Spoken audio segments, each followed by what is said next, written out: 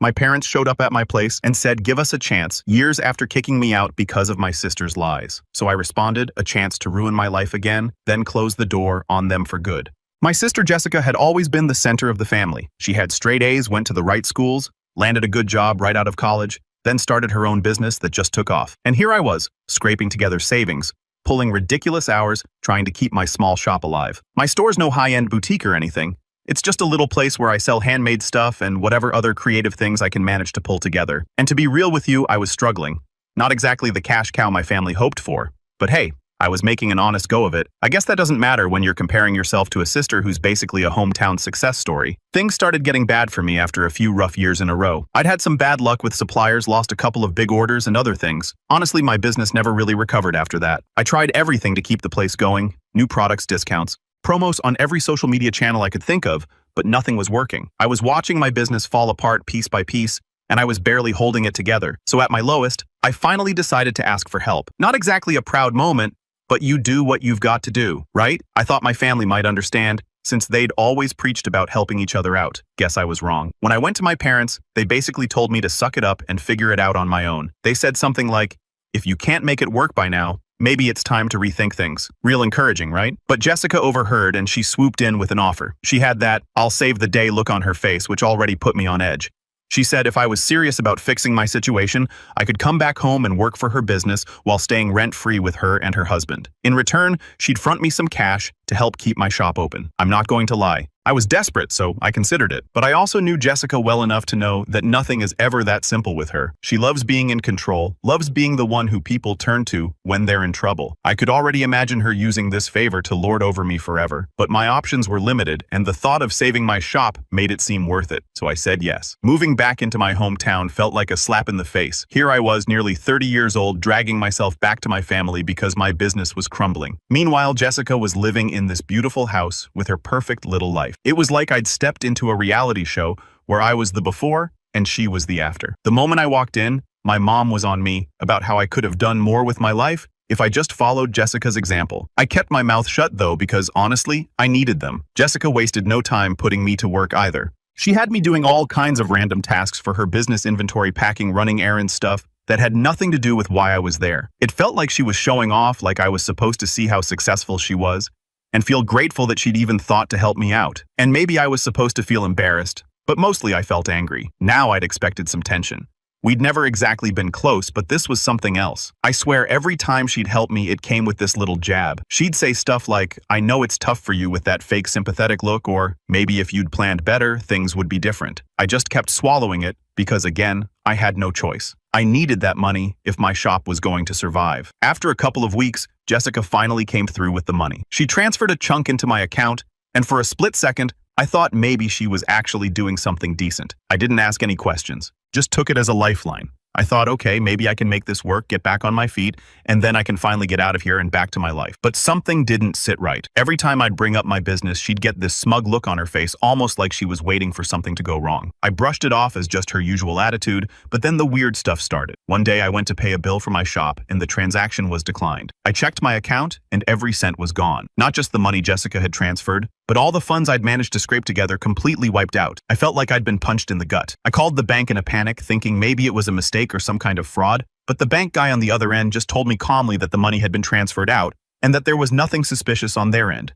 I spent hours on the phone trying to track it down. I didn't understand how this could happen. That's when it hit me. Jessica had my account info. When I moved in, she'd helped me set up everything, even insisted on handling some of my paperwork. She had every single detail about my finances, which meant she could move money around however she wanted. It was all starting to click, but I still wasn't ready to believe it. I mean, I knew Jessica could be petty controlling even, but stealing from me, that was a whole other level. I kept telling myself it couldn't be true, that maybe I just misplaced something or missed a payment, but deep down I knew better. She was capable of more than just being a pain. I knew it, but I didn't want to admit it. So I waited, hoping maybe there'd be some kind of explanation, maybe even an apology if she'd made a mistake, but instead, I got the opposite. The next morning, my mom came storming into my room yelling about how I was a disgrace to the family. She called me a thief, said I'd betrayed everyone. Apparently, Jessica had gone to my parents with proof that I'd been stealing money from them to fund my failing business. She made it sound like I'd just been using everyone this whole time. I barely even processed what was happening. I was in shock just standing there listening to my mom go off calling me a liar and other insulting names I'd rather not repeat. The only thing I could think was, why would she do this? That was when I realized Jessica never intended to help me. She'd set me up from the start. After my mom's blow-up, I barely had time to collect myself before my dad got involved. He came storming in demanding to know where the money was. There was no talking, no chance to defend myself. It was just accusation after accusation. They had it all mapped out in their heads. I'd come back because of Jessica. I was using everyone to keep my failing business afloat. And now they finally saw my true colors. I felt trapped, like everything had already been decided before I even opened my mouth. And Jessica, she stood there leaning against the wall with her arms crossed, looking calm and concerned, like she was the victim here. It was so perfectly staged that I almost believed her myself. She had evidence, some printouts probably showing the money that was transferred into my account and then back out, and she handed it all over to my parents, all wrapped up with her little narrative about how I was taking advantage of the family. But it was worse than just my parents being mad. They were disgusted. They looked at me like I was the lowest scum on the planet. My mom even said, "You know, I always hoped you'd turn things around, but now I wish we'd never helped you at all." I can still hear her words echoing in my head. I felt like I was sinking, unable to catch my breath. So they packed up my things. I didn't even get a say in it. My mom went through my stuff, tossed everything in a suitcase, and told me to get out. I watched in silence, completely stunned. They wouldn't even let me explain that the money Jessica had given me was supposed to help me stay afloat. Every time I tried to say anything, they'd cut me off saying, "Don't make it worse for yourself." In the middle of it, I tried to look at Jessica, just hoping she'd have some flicker of guilt or something, but she wouldn't meet my eyes. She kept her gaze on the floor, probably to keep up her innocent act, but I knew it was because she couldn't look at me. She knew exactly what she'd done. When they were done throwing my stuff together, my dad handed me a bus ticket out of town. He told me I wasn't welcome back, that I was a shame to the family. It hit me that they weren't just kicking me out. They were cutting me off completely. My whole life I'd been on thin ice with them, and this was the last straw. It was only when I stepped out of the house that it all really hit me. I'd gone from barely hanging on to being completely left with nothing in less than 24 hours. And what's worse? This was all her doing. Jessica had set me up, lied through her teeth, and made me look like a criminal just so she could look like the good one in the family. She was the one who wiped my account. She was the one who put all the blame on me. And she got away with it. The first night, I stayed at some rundown motel on the edge of town trying to figure out what I was going to do next. It was cheap, which was the only good thing about it. The bed was lumpy. There were stains on the walls, and the whole place smelled like a mix of bleach and regret. But I couldn't afford anything better. I lay there staring at the ceiling, replaying everything in my mind, trying to make sense of it all. How could Jessica do this? I mean, yeah, we weren't close, but this was something else. It wasn't just jealousy. It was like she'd planned this from the start. I thought back to all the little comments she'd made, all the digs about my business failing, and how I didn't plan well enough. She'd been laying the groundwork for weeks, maybe months.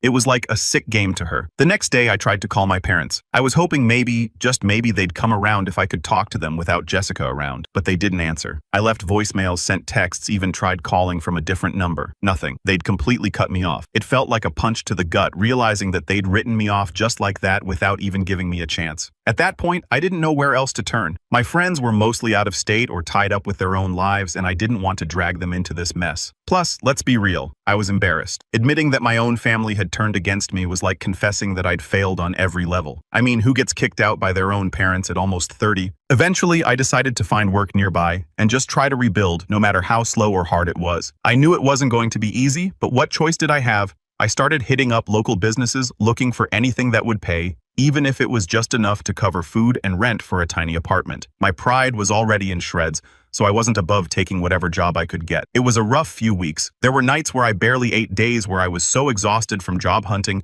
that I'd just collapse on the couch of whatever friend's place I'd managed to crash at. I felt like a ghost moving through the motions, just trying to survive. The hardest part was knowing that all of this was because of Jessica. Every struggle, every bit of humiliation I went through, all because she'd decided to screw me over. And the worst part, my parents weren't just mad at me. They genuinely believed I was some kind of thief, someone who'd steal from their own family to keep a dying business afloat. They'd fed off every word Jessica had said, every piece of proof she'd given them, like it was gospel truth. No questions, no doubts, just straight up belief in her story. And Jessica, she was probably sleeping like a baby with my family, none the wiser. One evening, after another brutal day of job hunting, I sat down and just let myself be angry. Up until then, I'd been hurt, I'd been desperate, but now I was just mad. It wasn't fair that she got to go on with her life playing the hero while I was left scraping by. And the worst part was, she'd done it so smoothly, so flawlessly, that no one even suspected her. It was like she'd thought of everything, every tiny detail. But I made a decision that night. I wasn't going to let her win, not completely. If my family didn't want me, fine. If they believed her lies, that was on them. But I wasn't going to just disappear quietly. I was going to get back on my feet, with or without them.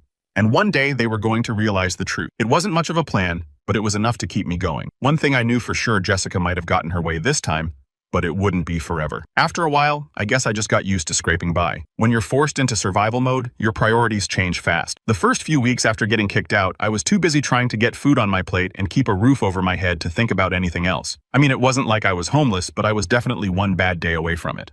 I landed a few odd jobs here and there, mostly stuff like handing out flyers on the street, helping out with events, that sort of thing. Nothing permanent, and definitely not enough to pay for an apartment. But eventually I caught a break at this small bakery. They needed someone to help out with morning shifts and cleaning, and I jumped on it. Was it my dream job? Not by a long shot. But it was honest work, and I needed every cent I could get my hands on. The first few weeks at the bakery were tough. I was waking up before sunrise, scrubbing floors, cleaning out ovens, even dealing with customers who seemed to think I was their personal punching bag. I won't lie, I felt humiliated. I went from being a small business owner with my own place to being the girl wiping tables in a bakery that barely even covered my basic bills. But I was determined not to let it break me. Over time, I settled into a bit of a routine. I'd work mornings at the bakery, then spend the afternoons at the library, or on my phone scouring job boards and trying to figure out a plan to get myself back on my feet. I spent hours researching everything from business grants to job training programs. It was exhausting, but it kept me focused. In some strange way, it was like having a project to work on, and I needed that something that reminded me I still had a future. That I wasn't just this failure my family had branded me as. Every now and then, I'd get this pang of anger thinking about Jessica. I mean, here I was basically starting over from scratch, while she got to live her cushy life looking like a saint in the family's eyes. But I pushed those thoughts down because honestly it didn't help. Anger wasn't going to pay my rent or help me get my life back. I had to keep my head down, focus, and keep moving forward. No one was going to come save me. That much was clear. One day I was helping a customer who'd come in every week like clockwork. He was this older guy, real friendly, always had a story to tell. I guess he saw something in me because out of the blue he asked, "What's a smart girl like you doing working in a bakery?" I shrugged it off, but he kept pressing, and before I knew it, I was telling him the short version of my story. I didn't get into all the drama with Jessica, but I mentioned losing my business and having to start over. Turns out he was some retired business owner who'd seen it all. He gave me a few tips, told me about some free local business workshops, and even introduced me to a few people he thought might be able to help. That was a turning point for me. I started going to those workshops whenever I could, learning everything I'd done wrong with my shop and figuring out how to avoid those mistakes if I ever got another chance. Little by little, I started feeling like maybe I wasn't as much of a screw-up as I'd thought. About 6 months in, I got my first break. One of the guys I'd met through the workshops worked at a hardware store and mentioned they were hiring for some basic sales positions. It wasn't glamorous, but it was a steady paycheck. I went in for the interview and I guessed they could see how badly I wanted it because I got the job. The hardware store was a whole different world from the bakery. For one, I was working regular hours and I even got weekends off. But more than that, I was learning again. I threw myself into the work, learning everything there was to know about tools, repair supplies, you name it. Before long, I was the go-to person for all the tough customer questions. The manager noticed my effort, and I started getting more shifts, a little more responsibility. It felt good, like I was finally doing something that mattered again. I won't pretend I was rolling in money, but I was finally stable. I saved up every extra dollar, started paying off the debt that was left over from my failed business, and even managed to put a little aside each month. I was rebuilding piece by piece, and for the first time in a long time, I felt proud of myself. It was nothing flashy, but it was mine. Around this time, I heard through a mutual friend that Jessica was still talking about me. Apparently, she told some people that I was ungrateful and didn't appreciate the help she'd given me. She was spinning this story like she'd tried to save me and I'd just thrown it back in her face. I guess she needed that narrative to feel good about herself to keep up the image of the perfect sister. The old me would have been furious, but I just shrugged it off. I knew the truth and that was enough for me. The hardware job wasn't exactly my dream either, but it was teaching me skills I'd never had before, and I started seeing possibilities I hadn't considered. I thought maybe I could stay in retail, maybe work my way up to a manager role someday, or even start a small handyman service if I could get some tools together. My whole perspective was shifting. It was like I'd finally learned that I didn't need my family's approval or validation to succeed. I just needed to keep showing up and putting in the work. In the evenings, I'd go home, make myself a simple dinner, and plan out my next steps. I still didn't have much of a social life, but I was okay with that. This was the first time in a long time that I felt like I had control over my life. I wasn't depending on anyone else, and I wasn't looking for handouts. If I failed again, it'd be on me, and I'd be okay with that. Slowly, I started reconnecting with a few friends I'd drifted away from. They didn't know the full story, but they knew I'd been through a rough patch. They were supportive, and it felt good to have people around me who weren't judging me or comparing me to my sister. They respected me for who I was, even if who I was wasn't perfect. It made me realize that maybe I'd put too much importance on my family's opinion in the first place. Not everyone saw me as a failure. Looking back, those months working at the hardware store, taking things day by day, were like therapy for me. I started seeing myself as someone who could succeed on their own terms without needing to prove anything to anyone. I was healing from all the garbage my family had thrown my way, and I was finally finding some peace. By the end of that year, I was no longer that person who'd left home in shame. I'd rebuilt my life from scratch, and yeah, it wasn't perfect, but it was honest. I could look at myself in the mirror and actually feel proud knowing I'd done it on my own. So there I was, going about my new routine and feeling like I'd finally reached some peace. And then just like that, Jessica found a way to bulldoze her way back into my life. One day, out of nowhere, I got a message from Jessica's husband. I hadn't heard from him in ages, and honestly, I never even considered him someone I could count on.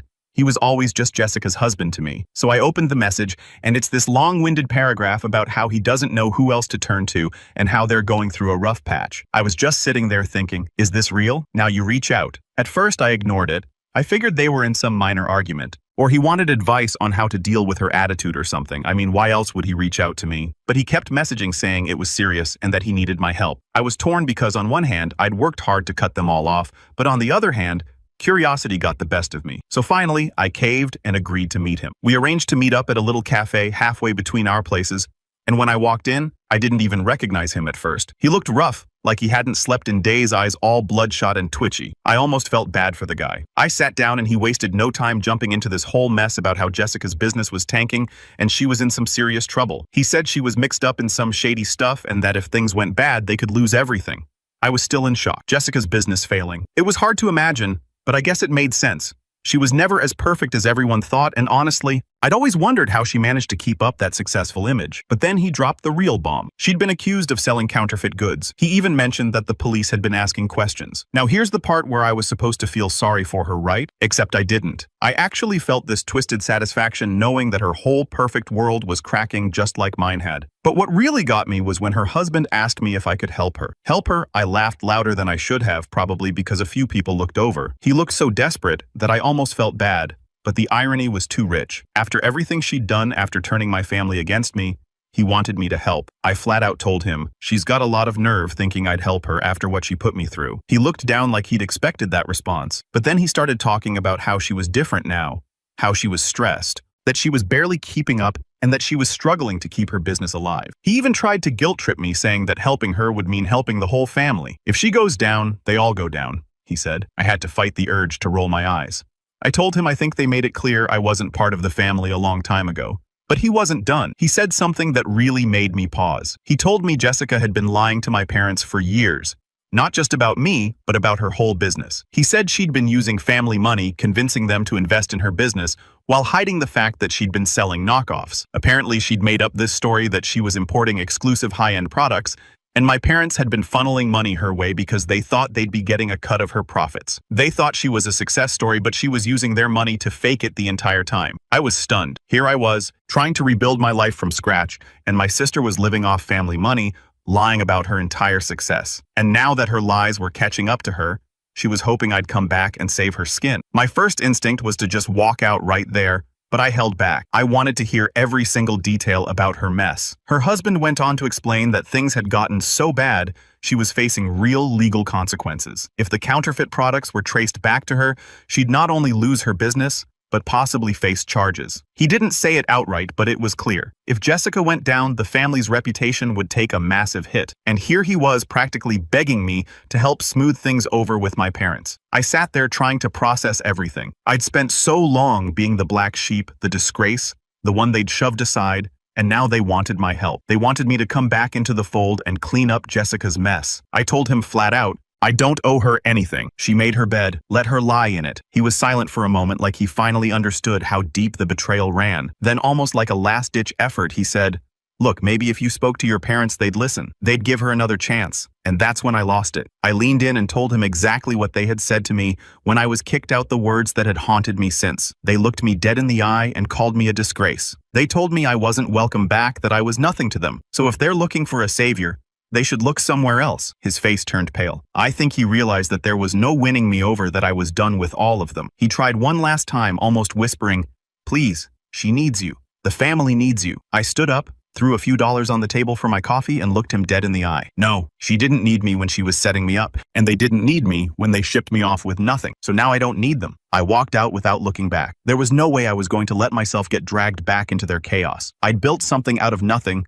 found a way to survive on my own, and I wasn't going to let their guilt or desperation pull me back. I went back to my life that night feeling lighter. For once, I'd stood up for myself, faced them without any of the fear or shame I used to carry. I'd finally closed the door on that chapter, and I wasn't going to let them open it again. I thought that walking out of that cafe would be the end of it. I'd shut the door, burned the bridge, and finally put my family and Jessica out of my life for good. But as fate would have it, the universe wasn't done with my sister just yet. A couple of weeks went by and things were pretty much normal on my end. I'd go to work, save what I could, and focus on rebuilding. I figured my family would eventually realize that Jessica's life was crashing down around her, but that wasn't my problem anymore. She'd done enough damage to me. It was about time she dealt with the fallout on her own. Then one day, out of nowhere, I got a call from a number I didn't recognize. Normally, I don't bother with unknown numbers, but something made me pick up. It was my mom. Just hearing her voice threw me off for a second because up until now they'd all been radio silent. She launched into this sob story about how the family was in crisis and how Jessica was really struggling. I could almost hear the desperation in her voice, like she was barely holding it together. Turns out Jessica's problems were a lot bigger than her husband had let on. The investigation into her counterfeit business had gotten serious, and the authorities were all over her case. It wasn't just about her business either. Since my parents had invested a lot of money in her success, they were now under scrutiny too. Apparently, the family assets were at risk of being frozen, and they were looking at potential fines or worse. Mom was practically pleading with me to understand, saying that they were all in this together, and that the family needed to stick together. I almost laughed. For years, they treated me like an outsider, like some kind of failure. And now that their golden girl was crashing, they suddenly remembered I was part of the family. I kept my cool and let her talk, but honestly, every word was just making me angrier. She said things like, "We're all hurting and Jessica made a mistake, but she's still family." The nerve of it. They didn't even care to hear my side when Jessica had set me up. But now that they were the ones paying the price, they wanted me back in the fold. When she finished, I told her flat out, "You all made your choice. You threw me out without a second thought." Took Jessica's side without question. "And now you want me to come back and play happy family? Sorry, but I'm done." She was quiet for a moment and then she started crying, really laying it on thick. I think she thought I'd cave if she showed a little emotion, but I wasn't falling for it. I told her, "You should have thought about all this before you decided I wasn't worth a second chance." I hung up after that and felt this massive weight lift off my shoulders. They'd made their bed. Now they could lie in it, and I was perfectly fine watching from the sidelines while they dealt with the mess Jessica had created. Over the next few weeks, word got around about Jessica's situation. Small towns have a way of making everyone's business public, and soon enough, everyone knew. People started whispering, questioning her success, and the clients she'd once bragged about disappeared almost overnight. She'd gone from being the it girl to the subject of every local gossip session. One day, I ran into an old friend who still kept in touch with some mutual acquaintances. She told me that my parents' assets had been temporarily frozen because of Jessica's investigation. Apparently, my parents were panicking, trying to salvage what they could, but their reputation was already shot. They'd gone from being one of the most respected families in town to the center of a scandal. Part of me felt bad, but mostly, I felt a strange satisfaction. They were all getting a taste of what they'd put me through, the feeling of being betrayed by someone you trusted, the shame of public humiliation. It was like karma had decided to pay a visit, and I was sitting front row watching it all go down. Jessica's husband tried reaching out a few more times, probably hoping I'd have a change of heart, but I ignored him. I'd given them my answer. I wasn't about to get pulled back into their mess, especially not for someone who'd gone out of her way to ruin my life. Besides, they had made it clear what they thought of me when they kicked me out. Now it was my turn to make it clear that I wasn't coming back. And then came the cherry on top. One day, a mutual friend from the workshops I'd been attending mentioned a business grant program for small business owners who had overcome adversity. She said it almost like a joke, like, "Hey, you'd probably qualify for this after everything you went through." I laughed it off at first, but then I thought, why not? I had nothing to lose. I applied figuring it was a long shot, but a few months later, I got the news. I'd been awarded the grant. The money wasn't huge, but it was enough to give me a fresh start. For the first time since my business had collapsed, I had real hope. I decided to start a small online shop with the grant money focusing on handmade items. It wasn't much, but it was mine. No family ties, no strings attached, just me finally building something on my own. I didn't tell anyone in my family about it. They'd already done enough damage and I didn't need their approval or validation. This was my second chance, my redemption, and I was going to do it my way. Since then, I've put my heart into making this business work. I've learned from my mistakes, from every painful experience they put me through, And honestly, I'm grateful for it now. If Jessica hadn't betrayed me, if my parents hadn't turned their backs, I might still be wrapped up in their toxic mess, begging for their approval. Instead, I was free to live my life without their judgments, without constantly feeling like I had to measure up to someone else's standards. I don't know what's going to happen to Jessica and the rest of them, and I don't particularly care. From what I've heard, her legal troubles are far from over, and my parents' finances have taken a big hit. They're all tangled up in each other's lives, dragging each other down, and I'm finally out of it. Sweet, sweet karma.